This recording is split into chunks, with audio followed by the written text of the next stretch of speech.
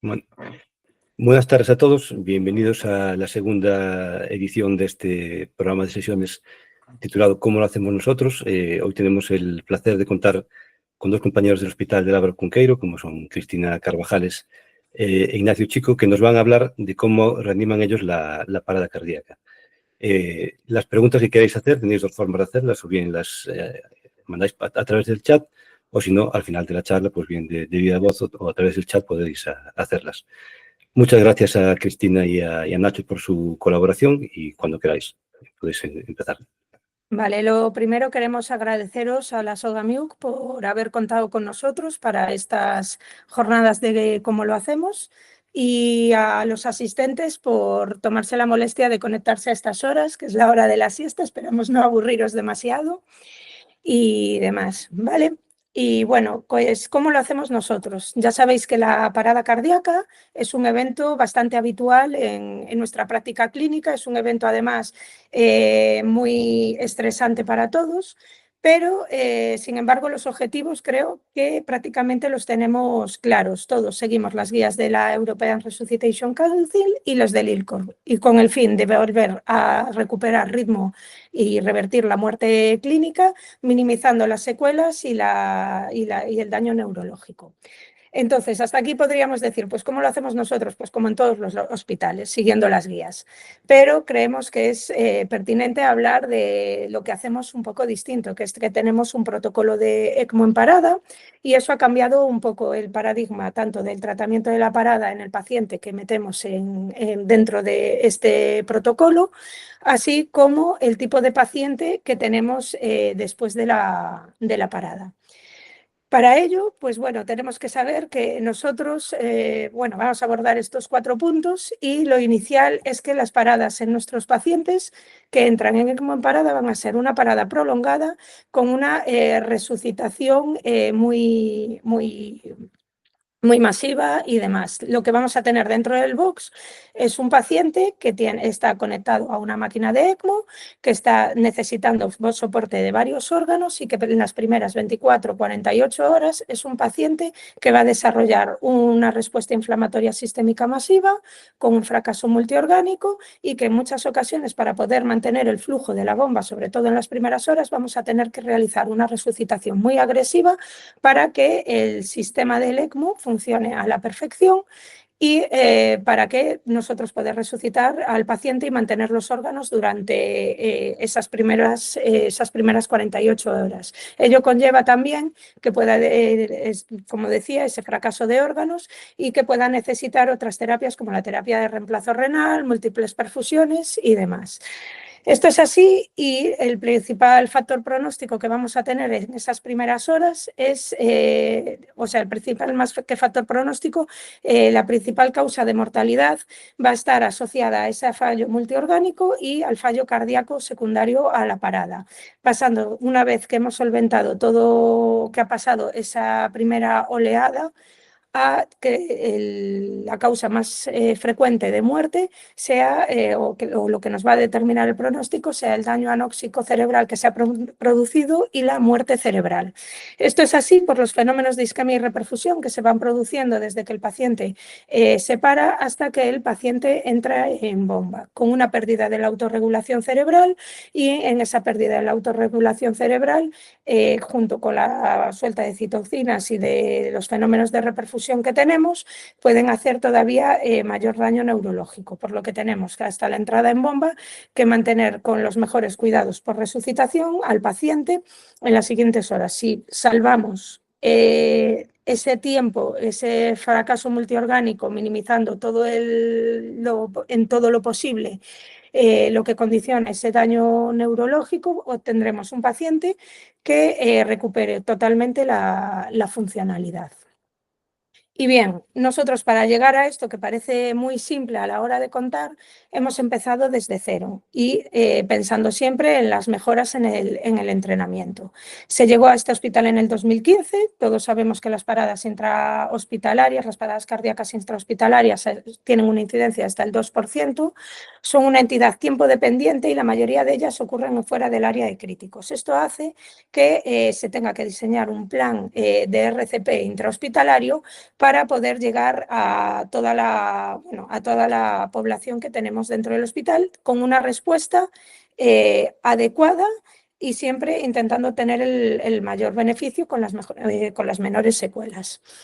Nosotros, tras el inicio de este protocolo de ECMO RCP intrahospitalario, que fue a finales del 17, principios del 18, a la cadena de supervivencia convencional que conocemos le hemos añadido un nuevo eslabón, que es el inicio de la terapia ECMO. Esto no es en todos los pacientes, sino que son unos pacientes seleccionados con unas características muy específicas de las que os va a hablar posteriormente Nacho. El resto de la cadena se mantendría exactamente igual y cobra mucha relevancia el reconocimiento precoz del paciente que está deteriorándose y pedir ayuda, ya que la mejor parada es aquella que no tiene lugar.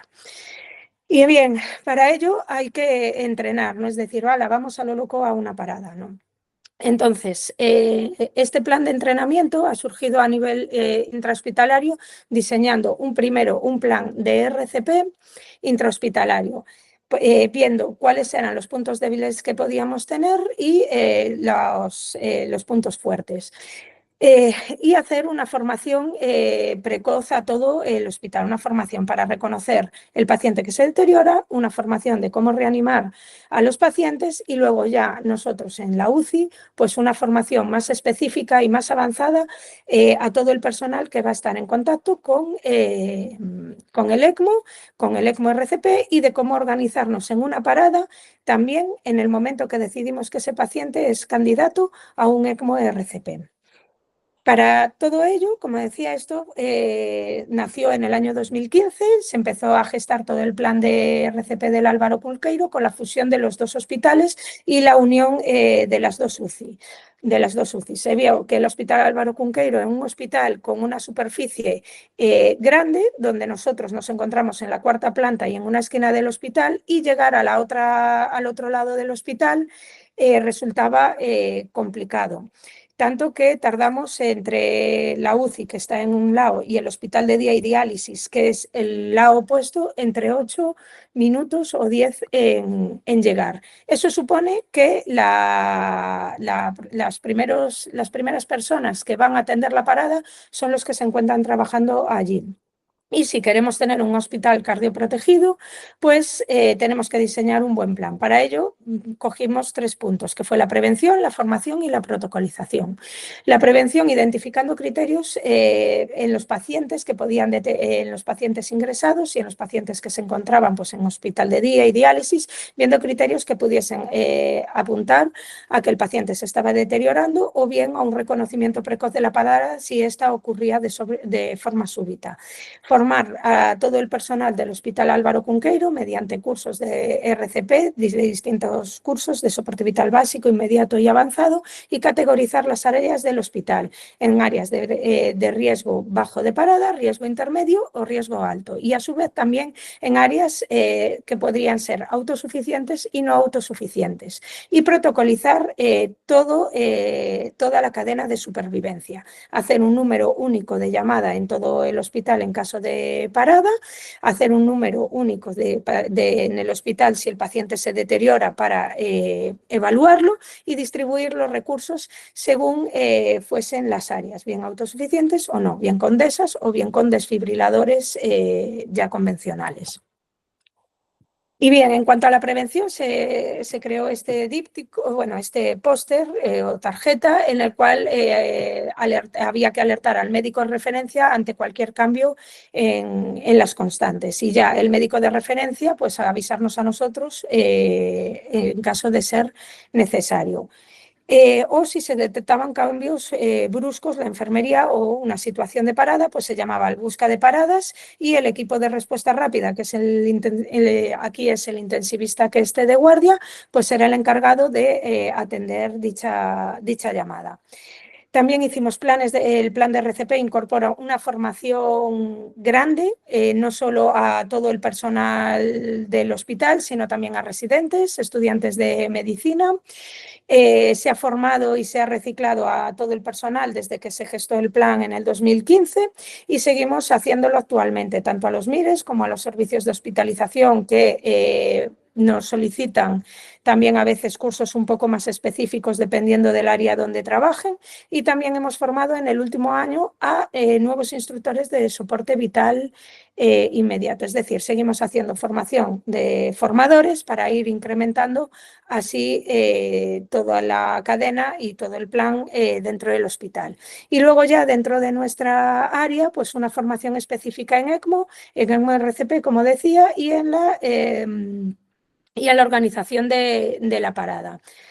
Esto lo podemos llevar a cabo gracias también al área de simulación, donde tenemos un simulador de alta fidelidad en el cual pues, ponemos escenarios adaptados a los objetivos del nivel de formación, creando una situación similar a la que obtendríamos en una parada y desatando así el mismo grado de estrés o lo más parecido grado de estrés y de grado emocional que se pueda tener ante una parada. ¿Esto qué hace? Que la gente al entrenar vaya cogiendo costumbre y dinámica de cómo hay que protocolizar y cómo atender la parada y crea un clima de mayor seguridad tanto en el paciente como en la asistencia sanitaria. Sin embargo, también quiero nombrar que este plan de RCP del Álvaro Cunqueiro tenía un objetivo también hacia la sociedad y era sacar toda la RCP no solo en el personal sanitario, sino que llevarla a la población general. En los últimos años eso lo hemos ido haciendo en distintos cursos y talleres. Hemos dado siempre talleres por el Día Mundial de la RCP, como en todos los hospitales, pero en distintas áreas, a veces colegios, otros ayuntamientos, otros talleres intrahospitalarios o extrahospitalarios, y también hemos ido formando a la Comandancia Naval de Tui, al puerto de Vigo le hemos dado cursos de soporte vital básico con DESA y reciclado en ello. Hemos hecho del Ayuntamiento del Concello de Tui un lugar cardioprotegido y hemos formado también a la Guardia Civil de Pontevedra y de la provincia de Lugo, no solo en cursos de soporte vital básico, sino también como instructores de soporte vital básico, siguiendo este plan de formar a gente que forme y así a ir ampliando la cadena de formación. Bueno, pues, ¿qué tal? Soy Nacho Chico.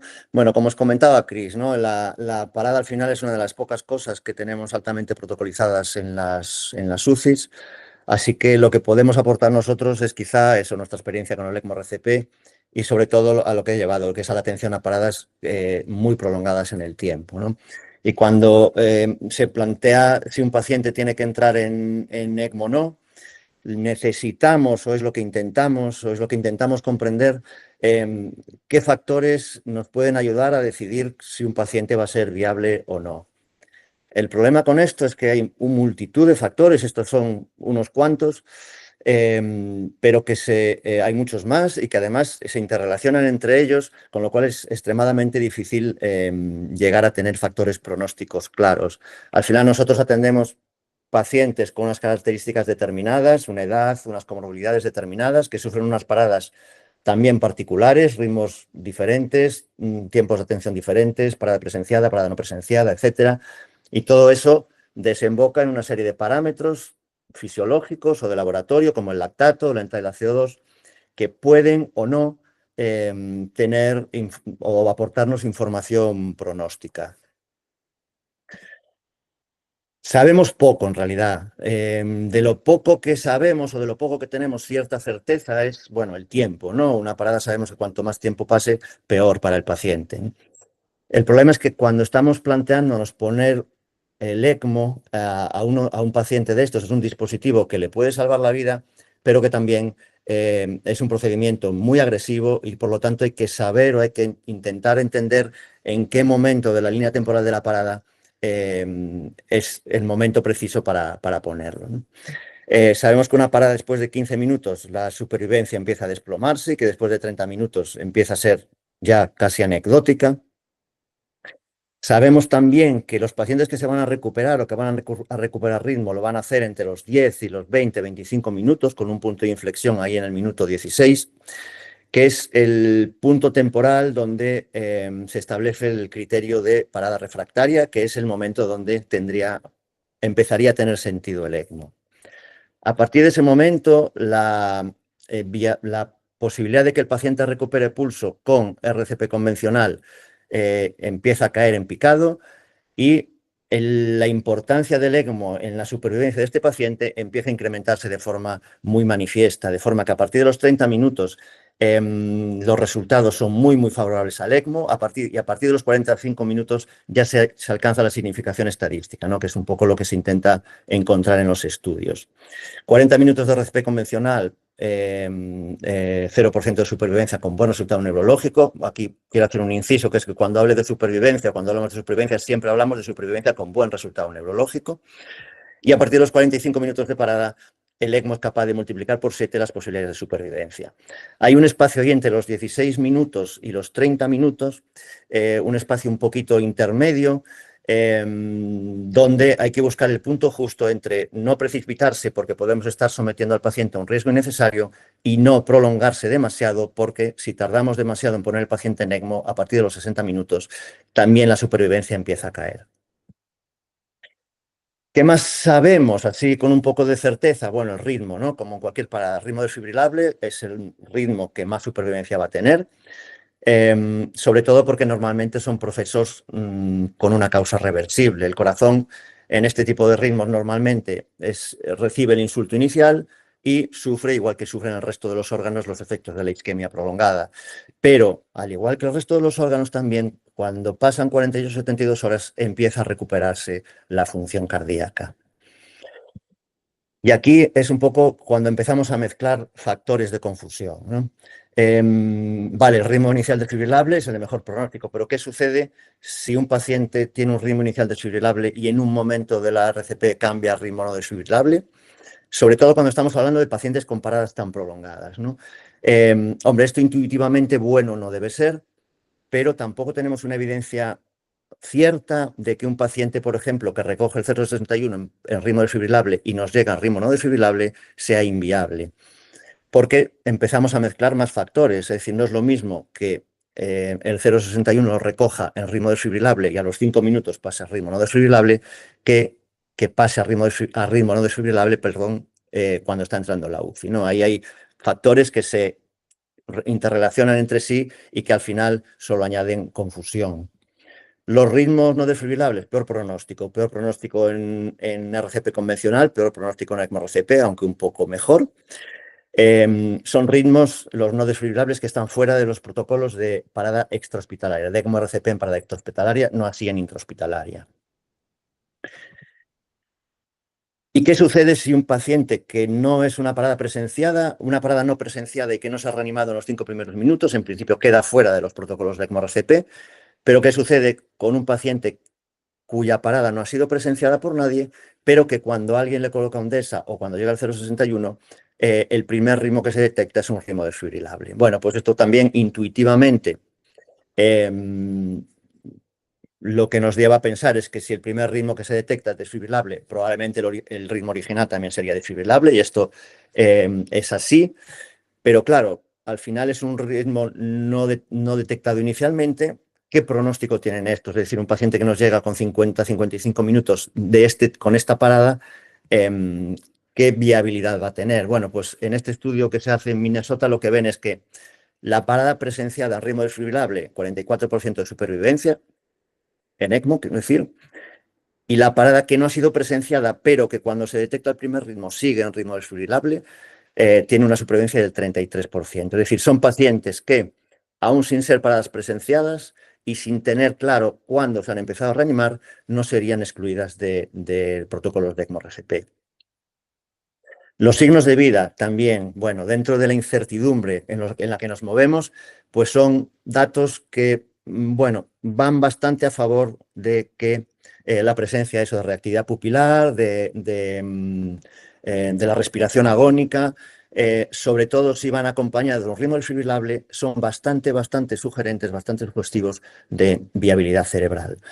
Si se acompaña en un ritmo desfibrilable, las posibilidades de supervivencia ya son mucho menores, aunque habría que valorar individualmente la decisión.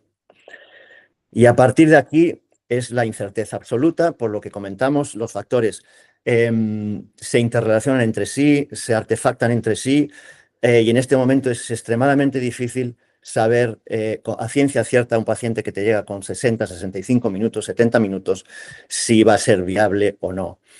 El lactato, que inicialmente se consideraba un factor pronóstico, ahora ya no se considera así, porque no hace falta que el lactato esté alto para que el paciente haya tenido daño cerebral.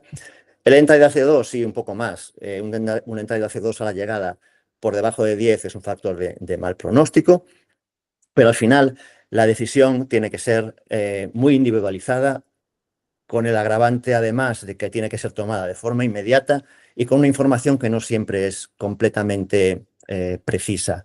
De hecho, la experiencia que tenemos, nosotros recogemos todos los pacientes en una base de datos. La experiencia que tenemos es que esos pacientes que en teoría por factores pronósticos deberían ir bien y no van bien, siempre hay alguna información que no ha sido correcta. Pues, por ejemplo, un paciente que inicialmente se transmite como parada presenciada y reanimada inmediatamente, pues a lo mejor sí que ha sido presenciada, pero realmente no está tan claro que haya sido reanimada inmediatamente y no queda claro cuándo se empezó a reanimar. Ritmos que inicialmente parece que son desfibrilables, pero que luego no lo son tanto. Bueno, normalmente siempre hay algún factor de ese tipo, con lo cual eso también añade un factor más de confusión, que es que si nosotros intentamos sacar conclusiones de datos que son confusos y que no son precisos, pues los resultados que vamos a tener tampoco son precisos, ¿no? Y esto lo que nos lleva es un poco a una actividad tipo CSI, una actividad un poco de investigación, de ir un poco para atrás retrospectivamente cada paciente que llega en el protocolo de CMORCP, se canule o no se canule, empezar a recabar datos, volver a hablar con los compañeros de 081, intentar conocer de la forma más precisa cómo ha sido esa parada, ¿no? Para intentar tener los datos lo más fiables posibles. Y ya para terminar, otra de las cosas a las que nos ha obligado el inicio de un programa de MORCP es a perfeccionar la logística. El MORCP es un procedimiento extremadamente complejo desde un punto de vista técnico, desde un punto de vista que es completamente tiempo dependiente y que es muy basado en el trabajo en equipo, algo que, por desgracia, sobre todo cuando tienes que contar con servicios externos, a veces es el mayor problema.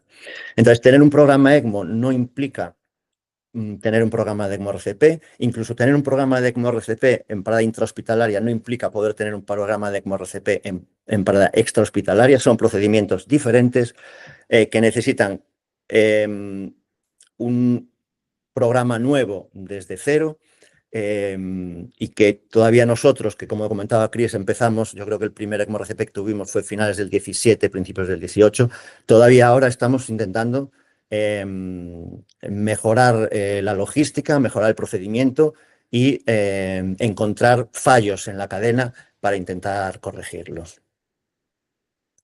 Porque el objetivo final es meter al paciente en ECMO en el menor espacio temporal posible, a partir de los 60 minutos, digamos que es el punto de corte que se establece en los estudios, pero la supervivencia va a ser mejor si el paciente está en ECMO a los 50 que a los 60 y por supuesto que a los 70. Y esto obliga a comprimir muchísimo los tiempos, comprimir muchísimo los márgenes que tenemos para atenderlo, teniendo en cuenta que aquí no hay una ventana temporal. Cada minuto que perdamos es menos probabilidades del paciente para sobrevivir. Los tiempos que pongo aquí, que son un poco los estándares de calidad, vienen derivados de los 3 estudios randomizados que hay, que son el de Praga, el de Minnesota y el de los Países Bajos. La parada tiene que ser presenciada y reanimada en menos de 5 minutos, con las excepciones pues, que comentábamos antes, por ejemplo.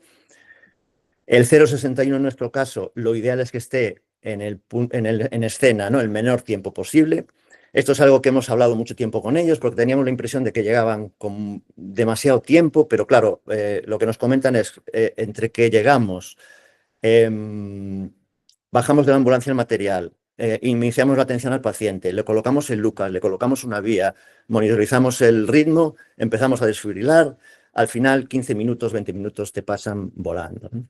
El tiempo objetivo es que estén menos de 20 minutos en el punto de la parada y que salgan inmediatamente para el hospital. Nuestra idea es que ellos decidan si ese paciente va a entrar en el protocolo de ECMO-RCP, que no nos llamen, que simplemente nos llamen una vez que estén de camino para avisarnos que el paciente viene. Los tiempos de transporte son muy variables, no es lo mismo una parada en el medio de París o en el medio de Nueva York que una parada en Lugo, por ejemplo, ¿no? Yo soy de Lugo. Sí que son un poquito más constantes en estos 3 estudios los tiempos, desde que se inicia la parada hasta que el paciente llega al hospital, que son aproximadamente entre 45 y 50 minutos.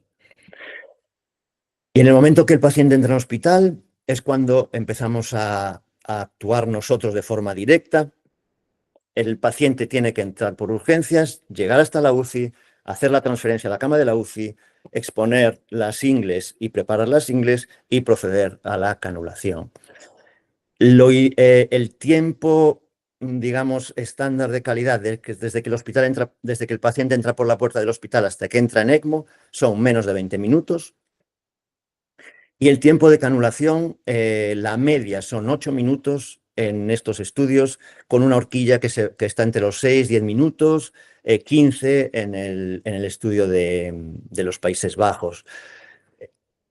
Al final, nosotros no solamente trabajamos sobre este último punto, sino que hacemos entrenamiento poblacional e información poblacional, como comentó Chris, ¿no? Para intentar mejorar la concienciación social de la importancia que tiene la RCP por testigos, y que la gente pierda el miedo a reanimar. Hace poco acabamos de dar de alta al último paciente que tuvimos de ECMO-RCP, es un paciente que se paró en su lugar de trabajo y que gracias a que un compañero suyo sabía hacer el RCP, empezó a reanimar, se fue a buscar un DESA a otra empresa que tenían al lado, porque en su empresa no tenían, y gracias a eso el paciente fue capaz de llegar, llegó con 70 y pico minutos de parada y se recuperó, ¿no? De ahí la importancia tremenda, ¿no? de la RCP inicial por testigos. Trabajamos también, intentamos con el 061 optimizar todo lo que es y minimizar el tiempo que utilizan ellos, y luego, por supuesto, pues todo lo que es la logística del transporte del paciente lo más rápido posible a la cama de la UCI, y de la canulación, que también necesita pues entrenamiento y práctica, lógicamente, ¿no? Para todo esto, ¿qué hemos hecho? Pues adaptar un poquito, un poco más el modelo anglosajón, que digamos que para esto nos parecía más adecuado de los hospitales o de los centros donde nos hemos estado entrenando. Para eso hemos formado 2 equipos completamente diferentes, un equipo de RCP solamente y un equipo de canulación. Son 2 equipos que trabajan de forma completamente independiente, sin información cruzada entre ellos. Para evitar, pues eso, el que haya jaleo en el box, el que haya conversaciones cruzadas, el que haya gritos, etcétera, etcétera. Porque si ya la atención a la parada normal ya muchas veces genera caos, la atención con una canulación por el medio, pues el caos se magnifica, ¿no? Cuando llega el paciente a la UCI, los únicos que están habilitados para estar dentro del box son los miembros del equipo de RCP, los miembros del 061 y los celadores y la TCAE que van a atender al paciente.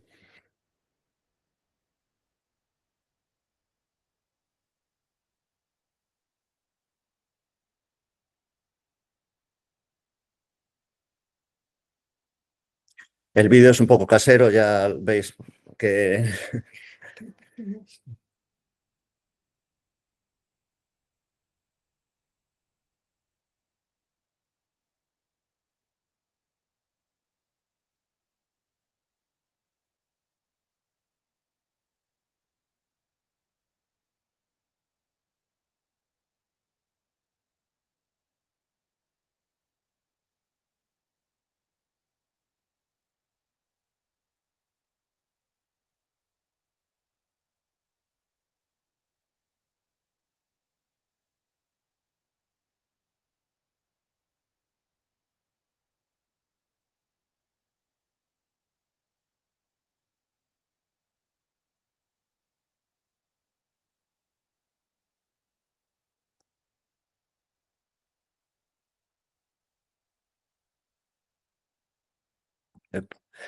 Bueno, como veis, eso era en tiempo real, aunque parece que es mucho tiempo, es 1 minuto y poco. Y es un poco la transferencia rápida del paciente. Inmediatamente la TCAE expone las ingles. Mientras esto sucede, los canuladores están vestidos ya estériles, hablando con el resto del personal del 061, intentando recabar toda la información que se puede, porque con esa información, en 1 minuto o 2 minutos, tenemos que decidir si ese paciente vamos a meterlo en ECMO o no. Antes de que llegue el paciente, cuando ya tenemos el aviso del 061, también se monta una mesa estéril. El DUE o la DUE también se ponen estériles, de forma que cuando sale el 061 se mete la mesa a los pies de la cama para hacer un campo más grande, y el DUE o la DUE pues, nos apoyan en la canulación. Este vídeo, de nuevo, es vídeo en tiempo real de la canulación. Todavía en este momento, después de todos estos años, seguimos intentando minimizar los tiempos. Inicialmente se coge, lógicamente, con control ecográfico, es la calculación con control ecográfico, se cogen los dos introductores.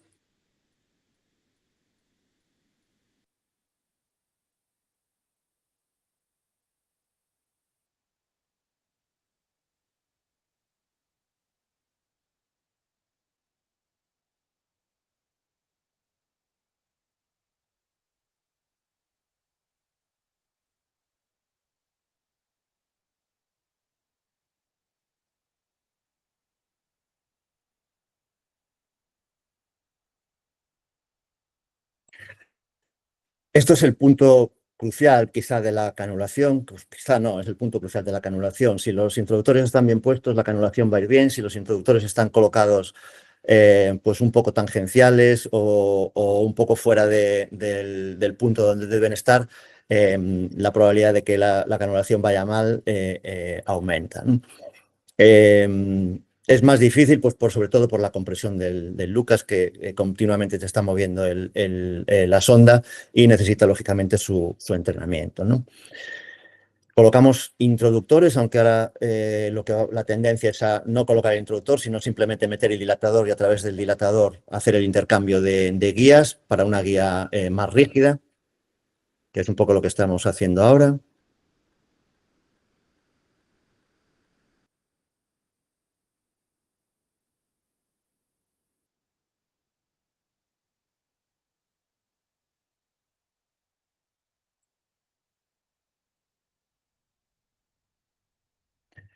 Ahí ya se empieza la dilatación. Normalmente utilizamos cánulas de 23, 25 venosas y 17 o cada vez más 15 arteriales. Cuanto menos es una canulación emergente, la posibilidad de hacer daño vascular con una cánula de 15 pues es menor. La dilatación, bueno, hay un set de dilatadores. Se ganaría tiempo, o una de las cosas que estamos planteando es si se gana tiempo saltándonos, saltándonos dilatadores, pero claro, el riesgo también de que la guía se quinque es más alto, y si la guía se quinca, pues entonces ya tenemos un problema, ¿no?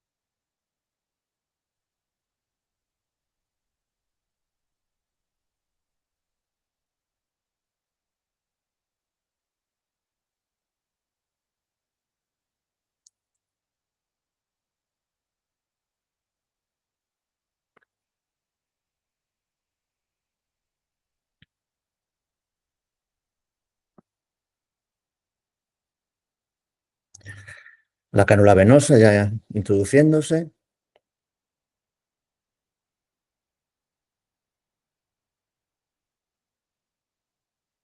Y aquí cosas tan básicas como que en el momento que tienes que sacar el vástago de la cánula y clampar, pues no tienes clamps a mano, ¿no? Como os decía antes, seguimos intentando minimizar los errores, intentando minimizar los fallos en la canulación, porque al final esto no es mucho tiempo, pero bueno, pues 15 segundos ahí se han ido, ¿no?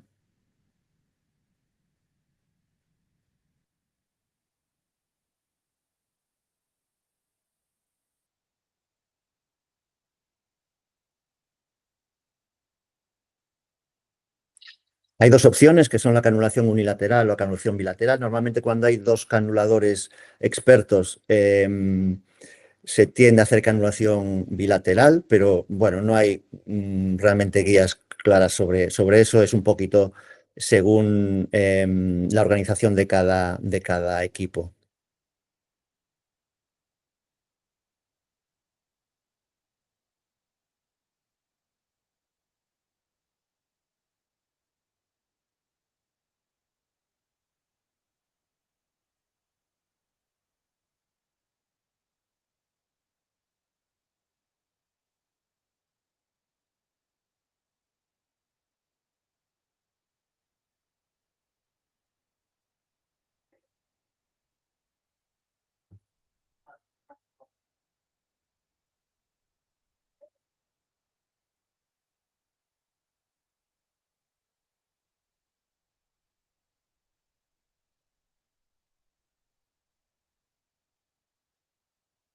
Sí, siempre hay que comprobar, ¿no?, que la guía corra por dentro del dilatador, porque una de las complicaciones más frecuentes es eso, ¿no?, que se haya quincado la guía y eso, bueno, aparte de que puede ser una complicación grave, ya te hace perder mucho tiempo, ¿no?, en solucionarlo.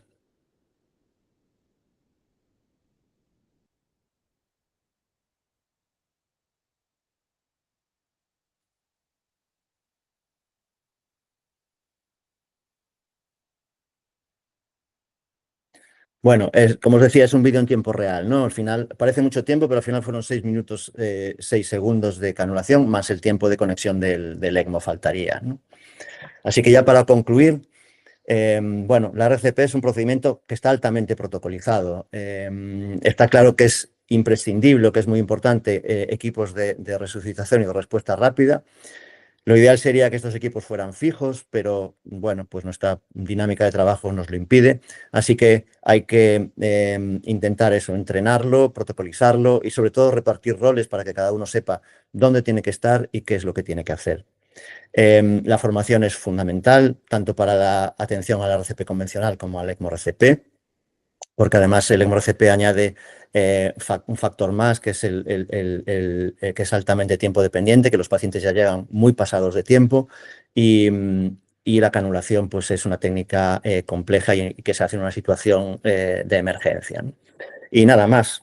Muchísimas gracias por la atención y cualquier pregunta, estamos encantados de comentar lo que sea. Bueno, muchas gracias a los dos y enhorabuena no solo por vuestra presentación, sino por todo lo que lo que estáis haciendo en estos protocolos de reanimación. Hay varias preguntas de la audiencia desde Ferrol. Nos mandan 3 preguntas el doctor Antonio García Jiménez. Nos preguntan, lo primero, acerca del control de temperatura en los cuidados post-RCP. ¿Qué protocolo seguís? ¿Hacéis normotermia? Normotermia. Normalmente hacemos tanto en RCP convencional como en ECMO-RCP normotermia. Sí. Desde el principio con dispositivos o simplemente tratamiento agresivo con fármacos, con paracetamol o antitérmicos. Inicialmente intentamos con paracetamol y antitérmicos y si vemos que la curva térmica lleva una tendencia ascendente, o sea que va a hacer fiebre, pues ya conectamos dispositivos aquí el que tenemos es el Arctic, la manta. O en caso de ECMO, pues ya tiene el calentador que ya regula la temperatura también, ¿no? Ayuda a regular la temperatura. La siguiente pregunta que nos hacía era acerca del empleo de dispositivos cardiocompresores. Vosotros hablaste que lo utilizáis. Solo en el contexto del ECMO-RCP, en todas las paradas, aunque no decidáis canular. Bueno, en las paradas que no se canulan y que son intrahospitalarias, como en el momento que nos llaman, la llamada simplemente es hay parada en tal planta y te dan el número de planta y la habitación o te dicen dónde es la parada y demás. Tenemos un carro en la unidad.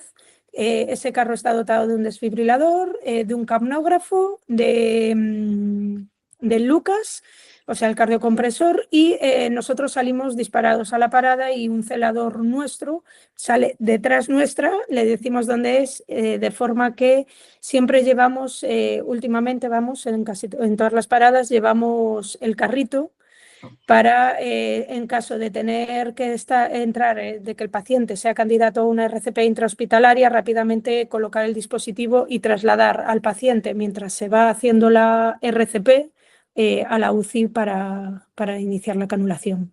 Mientras avisamos también, un equipo avisa al otro. Después, la tercera pregunta de Ferrol era si los equipos de respuesta rápida, los equipos de atención a la parada, son los mismos que el equipo de guardia de la UCI. Eso también lo pregunta el doctor Andrade desde Coruña. Si el equipo que canula, el equipo que hace la RCP, es la gente que está de guardia, tenéis un equipo a mayores, está disponible todos los días, a todas horas, ¿cómo hacéis eso? Normalmente el equipo que atiende inicialmente a la parada es el equipo que está de guardia, ¿no? Entonces aquí vamos a entrar en varios factores. El factor, en qué momento se produce la parada. Si la parada se produce durante, digamos, el horario de mañana, o sea, en la jornada ordinaria, nos damos aviso. En el caso de que se produzca la jornada de guardia, pues nos organizamos. Es decir, en el momento que vemos que alguien va a entrar en parada, uno queda con la reanimación convencional, mientras otros, ¿no? Corrígeme, se preparan para hacer la parte de ECMO RCP, trabajando en ese momento, como dijo Nacho, como dos equipos distintos. Por la mañana es más, sí, perdona, por la mañana es más sencillo porque siempre hay más gente, ¿no? Y somos más a repartir. En la guardia, un ECMO RCP supone que los 3 médicos y 2-3 enfermeras quedan bloqueados pues para mínimo 1 hora, hora y pico, ¿no? Entonces es más complicado, pero bueno, por el momento pues es lo que tenemos y así lo vamos haciendo. Vale. Nos preguntan también tiempo de curva de aprendizaje y si canuláis todos los adjuntos de UCI. Bueno, la curva de aprendizaje yo creo que nunca se llega a alcanzar, en realidad, ¿no? Yo creo que siempre lo puedes hacer mejor, ¿no? El récord mundial, que antes no lo comenté, el récord mundial de canulación está en 5 minutos en Minnesota, que tiene muchísima experiencia y es un poco los que mejor resultado tienen. Eso, digamos, es la canulación que nos consta más rápida. El tiempo medio, pues eso, alrededor de los 10 minutos. En el estudio de Países Bajos estaba en 15 y nosotros andamos ahora, pues eso, 6, 7, 8 minutos, ¿no? Esta que vimos ahora eran 6 minutos. No son 6 minutos reales porque luego hay que conectar el dispositivo, que les puedes añadir otros 2 minutos. Y un poco la idea es, bueno, pues bajar el tiempo todo lo que podamos, no tanto en una canulación pura y dura, sino en todo lo demás, ¿no? En la transferencia del paciente, en que la TCAE en 30 segundos tenga preparado todo, bueno, lo más rápido posible. No todos los adjuntos canulan. La idea a largo plazo es que todos canulemos, pero el problema que nos estamos encontrando es que no tenemos un buen simulador para... Bueno, ni bueno ni malo, no tenemos, ¿no?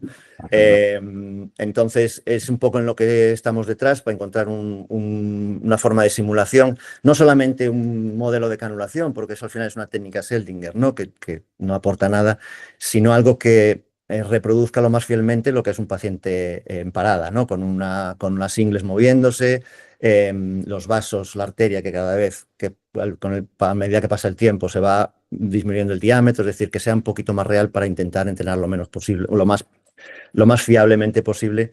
Y el objetivo final es que todos o la mayoría de los adjuntos de UCI canulen, sí. Nos pregunta también el doctor Andrade por un tema logístico, porque habla de si tenéis disponibilidad de boxes de boxes siempre en la UCI, porque dice que en Coruña la ocupación es el 90% y que es complicado pues, disponer de un box e incluso de disponer de enfermería que pueda, como decías antes, centrarse en un paciente. Nosotros, sí, la enfermería la verdad es que siendo o a veces estando pocas y a veces estando un poquito en déficit, la disposición es tan absoluta y el interés es tan absoluto que nunca tenemos problemas. Siempre se arreglan, sea a la hora que sea, sean las 3 de la mañana, sean las 2 de la tarde. siempre se arreglan para que la que tiene más experiencia en ECMO nos venga a ayudar a la parada, aunque esté en el otro extremo de la UCI. Siempre hay otra enfermera que se va a apoyarla, y la verdad es que en ese sentido no podemos tener más suerte, ¿no? No sé perdón, cuál era la otra parte de la pregunta. Disponibilidad de boxes también. Boxes, sí. Para hacerlo, Intentamos alguno reservado.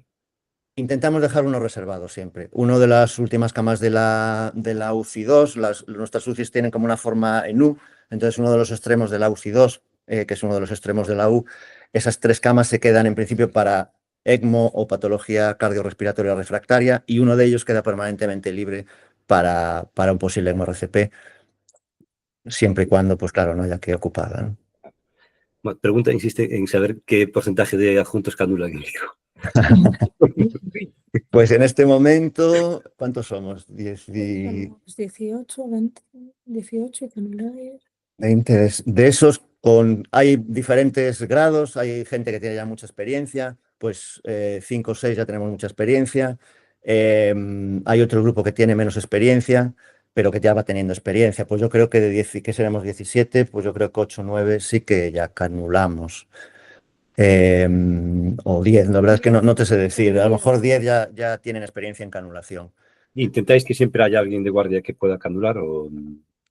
Intentamos, sí. Eso en un periodo de tiempo se consiguió, que siempre hubiera alguien con más experiencia de canulación que esté de guardia. La idea es esa, pero en los últimos tiempos, con todo el caos, ¿no?, que hemos tenido después del COVID, el déficit de personal, ha sido imposible, ¿no? Sí que lo hacíamos, sí que la idea es que sea así, pero en este momento es complicado. Lo intentamos, pero sí que hay días que es imposible. Bueno, si alguien quiere hacer una pregunta más, puede utilizar el chat o levantar la mano en la herramienta de aquí. Yo quería preguntar, porque las guías ahora mismo, el ECMO lo recomiendan donde sea posible. Y yo creo que en nuestro medio, por lo menos, es posible donde hay ECMO. Donde no hay ECMO, no. Pero debería haber ECMO en todos los hospitales por lo menos para RCP, que es algo urgente, que no, por ejemplo, ahora si no tenemos ECMO, si los pacientes se benefician de la RCP con ECMO, es algo que no se puede retrasar a trasladarlo a vosotros, o bueno, centro de referencia, que en este caso sois vosotros. ¿Creéis que debería implantarse en todos los hospitales? Pues la pregunta me parece fantástica. Lo que pasa es que si la contesto voy a estar haciendo spoiler, porque es probablemente una de las mesas de discusión que va a haber en el Congreso de la SOGA-MIUC, así que no puedo dar mucha información. Lo que puedo decir es que un poco a la gallega debería ser, y probablemente sea, pero probablemente no pueda ser a corto plazo.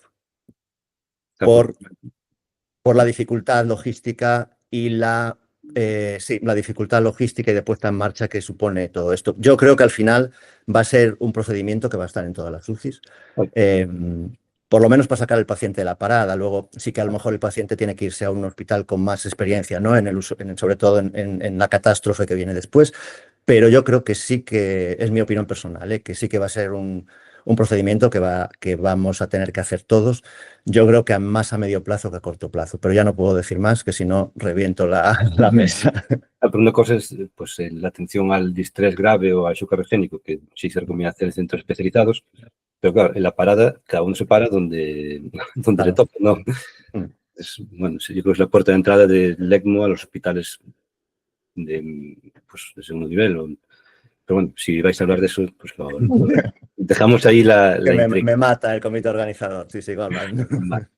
Nos preguntan también si a la hora de retirar medidas al paciente reanimado de RCP, ¿qué criterios se usan? Y a mí me gustaría dar un toque más. ¿Utilizáis un protocolo distinto para ver el pronóstico neurológico en pacientes que se reaniman con ECMO o el mismo en todos los pacientes? En general, el mismo en todos los pacientes. Sí que en el ECMO-RCP se dice que no se hace pronóstico neurológico hasta que pasan 72 horas, y a partir de ahí empiezas un poco a hacer todo un poco el procedimiento, pero en principio el procedimiento es básicamente el mismo. No hay así cosas que se hayan descrito que haya que hacer diferentes. Hablabais también de la prevención. ¿Habéis probado o tenéis previsto hacer sistemas de alertas informatizados, que a veces hay en un hospital, pues que hiperpotasemia, salta la alarma en la UCI para que se revise el paciente, bueno, cosas así. O solo es formación y que os llame el médico responsable del paciente. En este momento es que nos avisen desde la planta. No tenemos ningún sistema ni programa de inteligencia artificial ni nada que nos diga en la planta X está pasando esto, ¿no? En este momento es sobre todo formar al personal porque van a ser los primeros en alertar los cambios que se producen en el paciente, es decir, enfermería, su propio médico, incluso si es una parada súbita en una planta de cualquier índole, el familiar que alerta a la enfermera y inicia todo, como un cuadro. Sí, eso además en hospitales grandes, bueno, genera mucha sobrecarga de trabajo para la UCI que a lo mejor tiene que asumir otro. Sí. Probablemente no seamos capaces de asumir. En este momento sería tener más equipo para poder hacer una UCI, ¿cómo le llaman? De puertas abiertas ya somos. Una UCI extendida, de atención extendida. Necesitaríamos más personal porque al principio igual, pues como cuando implantas cualquier plan hay poca cosa, pero según se va dando a conocer, haría falta intensivistas que saliesen todos los días a revisar los pacientes más graves o más. Y en cuanto al 061, decías que deciden ellos si un paciente es candidato a ECMO, bueno, para reanimación. Entonces en ellos deciden si lo trasladan reanimándose al hospital, no esperan hacer la reanimación, a que recupere circulación espontánea en el sitio de la parada. O lo organizan ellos en función de lo que hablabais, de todas esas variables, se integran ellos y deciden. Esas variables en realidad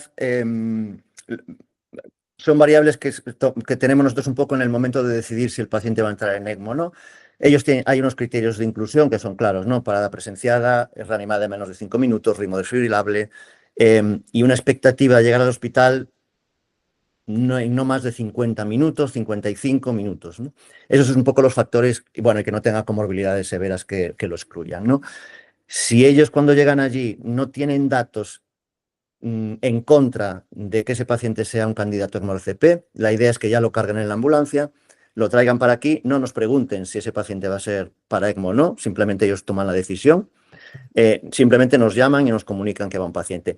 Cuando llega aquí, sí que hay que volver a hacer una segunda evaluación, ¿no? Y ahí es donde entran todos esos factores, ¿no? Pues un paciente que a lo mejor en el medio del trayecto ha pasado ritmo desfibrilable a no desfibrilable, que llega aquí con un entalado al CO2 ya bajando en picado, pues ya son más datos que ellos no tienen en un primer momento, que se han ido desarrollando a lo largo del transporte y que a nosotros nos ayudan a decidir, bueno, este paciente no tiene viabilidad, sí, siempre teniendo en cuenta que, bueno, siempre juegas con mucha incertidumbre, ¿no? Entonces, a veces no es lo mismo un paciente de 70 años diabético, vasculópata, que un paciente de 40 años, por mucho que el de 70 años te llegue a los 50 minutos y el de 40 te llegue a los 80, ¿no? Entonces, son muchos factores, pero ellos al final, este 31 cuando llega al sitio tiene muy poquitos datos, solamente puede decir, tiene criterios de exclusión, es un ritmo desfibrilable, ha sido una parada presenciada, que sepamos no tiene criterios de exclusión, más o menos biológicamente pues tiene menos de 70 años, pues nada, vamos para allá y ya cuando llega aquí ya decidiremos otra vez, ya decidiremos en una segunda instancia, ¿no? Al final hay como dos estaciones de viabilidad, ¿no? La primera la que hace el 61 y la segunda la que se hace justo antes de la canulación para evitar, bueno, pues canular cosas que no debemos canular, ¿no? Y has comentado que recogéis vuestros datos. ¿Qué resultados tenéis? ¿Cuántos pacientes habéis metido? ¿Qué pronóstico habéis visto? Pues en realidad oficialmente el protocolo empezó, el año pasado. El año pasado. Aunque esto oficialmente ya nos iban llegando pacientes un poco tal. El primer año que empezamos tuvimos 5 extrahospitalarias y 2 de ellas salieron. Este año la verdad es que no sabría deciros cuántas llevamos. Este año el que ha salido es este chico que acabamos de dar de alta, pero no sabría deciros. Más o menos, lógicamente no es lo mismo una parada intra que una parada extra y a efectos de ECMO-RCP la supervivencia en el ECMO-RCP en esta hospitalaria, un 30% ya es una muy buena supervivencia. El año que empezamos fue sobre el 30 y poco por ciento. Este año yo creo que está más baja, pero bueno, también acabamos de empezar. Y el objetivo es eso, estar sobre el 30% de supervivencia. Pregunta también el doctor Andrade, una pregunta un poco polémica, si se podría hacer el procedimiento de ECMO-RCP tanto en UCI como en reanimación, me imagino que a cargo de anestesistas. Podemos dejar Introvertida. Se lo preguntas a alguien que... Como esto va a quedar grabado, a lo mejor es mejor no meterse en Ya. esto. Supongo que todos pensamos lo mismo, pero vamos a dejarlo sí, así sí. porque puede dar lugar a polémicas por ahí. Pues el vídeo más visto de YouTube. Tampoco se trata de esto. Vale. Quería preguntar, porque decías que a partir del minuto 16, un paciente que no se canula, ya la supervivencia baja mucho. ¿En qué momento un paciente que decides que no es para canular, paráis las medidas? Claro, toda esta información que vamos recopilando de paradas tan prolongadas no solo nos ayuda en eso, sino que nos ayuda también en las paradas, digamos, que no son ECMables, de forma que, bueno, antes yo creo que reanimábamos mucho más tiempo en las paradas. Ahora un paciente un poco añoso que te llaman por una parada intrahospitalaria, un ritmo no desfibrilable, yo en 15, 20 minutos, si no ha salido, yo paro, ya paramos. Ya paramos muchísimo más precozmente, ¿no? Porque realmente es lo que vemos, ¿no?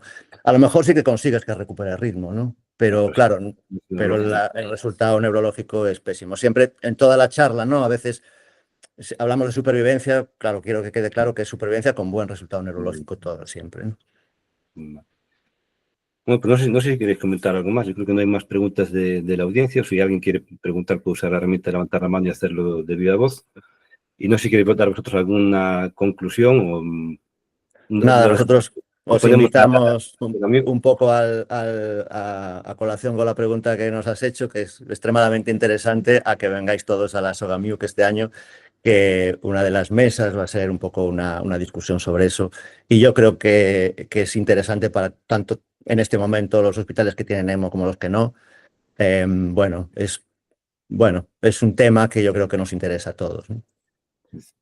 Sí, pero es un tema de equidad en la asistencia, ¿no? Además, Exacto. es una forma que las gerencias deberían entender la necesidad. Exacto. Bueno, pues aprovechamos para hacer publicidad que el 29 y 30 de mayo será el Congreso Anual de SOGAMIU organizado por los compañeros del Álvaro Cunqueiro.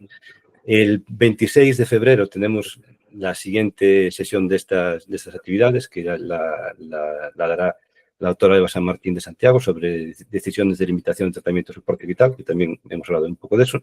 Y la siguiente en marzo será también el 26 de marzo, a cargo de la doctora de la Torre de Orense, que hablará de inmunización de los cuidados intensivos. Por aquí os dan las gracias por la ponencia, que ha sido muy interesante. Yo también estoy muy agradecido y os felicito por la calidad de la presentación, los vídeos que han estado muy bien, vuestra experiencia, y os animo a seguir con esto y veremos, a ver en la SOGAMIU que decidimos o qué conclusiones llegamos. Pues muchísimas gracias a todos por la atención y por las preguntas y encantados de estar aquí con vosotros. Gracias. Y muchas gracias también a los asistentes por haber pasado la tarde con nosotros. Bueno, muchas gracias a todos. Gracias. Gracias. Hasta luego. Hasta luego.